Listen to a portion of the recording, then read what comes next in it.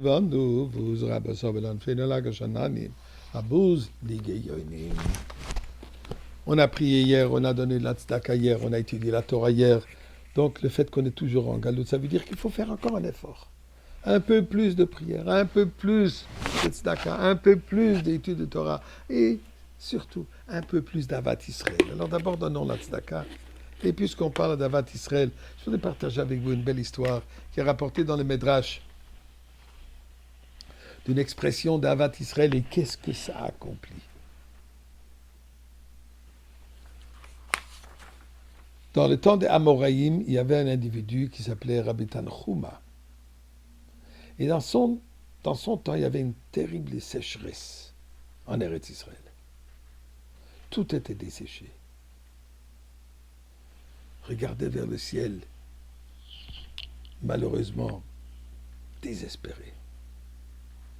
Et si la pluie ne tombait pas bientôt, ils allaient tous périr.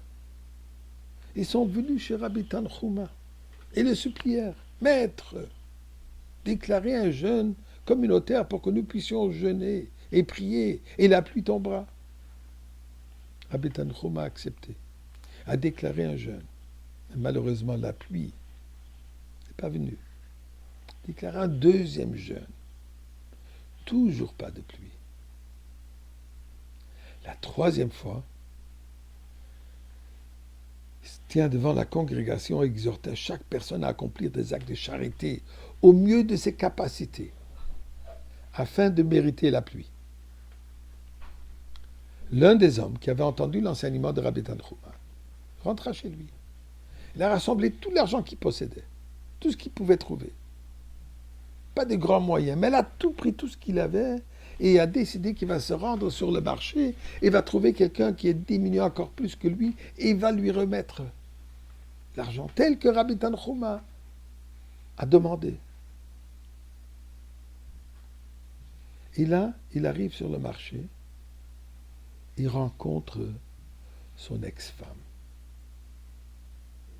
Elle se rapprocha de lui et lui dit, « Est-ce que tu pourrais m'aider, s'il te plaît, fais un acte de charité avec moi, puisque depuis le jour que tu m'as divorcé, il n'y a rien de bien qui m'arrive. » Effectivement, l'homme en la regardant a réalisé qu'elle est vraiment dans une situation désespérée. Rempli de compassion, il lui donna tout ce qu'il avait. Tous les billets, tout ce qu'il avait, il lui a remis. Et il a repris son chemin. Il s'avère qu'une personne a remarqué cette discussion entre cet homme et son ex-femme et un échange d'argent. Il soupçonna ici un comportement qui est inacceptable.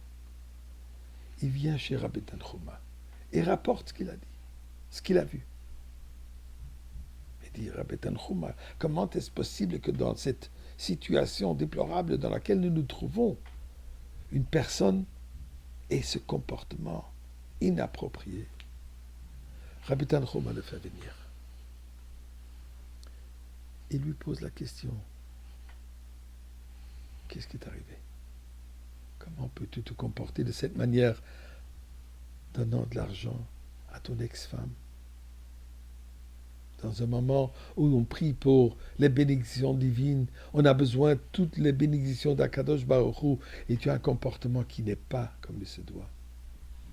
Le pauvre se met à pleurer, il dit, Bonne chez l'homme, pourquoi vous me soupçonnez que j'ai fait quelque chose d'inacceptable?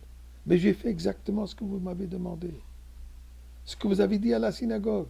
Je suis parti, j'ai pris tout mon argent, je suis parti sur le marché en espérant trouver quelqu'un qui avait besoin de mon aide. Et là, j'ai vu que cette ex-femme, oui, c'était mon ex-femme, mais elle était dans une situation déplorable, elle était dans une situation désespérée. Je lui ai tout remis sans aucun intérêt, sans quoi que ce soit. D'abord, Rabbi Tanchuma s'est excusé devant lui pour l'avoir soupçonné. Mais ensuite, Rabbi Tanchuma s'est retourné vers Akadosh Baruch Hu. Il dit, Ribono shel olam, regarde cette personne. Il a donné tout ce qu'il possède à son ex-femme qui n'est pas obligé de donner quoi que ce soit. Mais il a fait par sa bonté de son cœur pour faire un acte de tzedaka. Nous, on est mariés. On vient de Shavuot. on s'est marié, tu es notre mari, nous est ton épouse. Mais c'est certain que tu es obligé de nous donner ce que nous avons besoin. Et à ce moment, la pluie est arrivée. Cet acte de bonté d'un individu a ouvert les cieux, les portes du ciel pour toutes les bénédictions.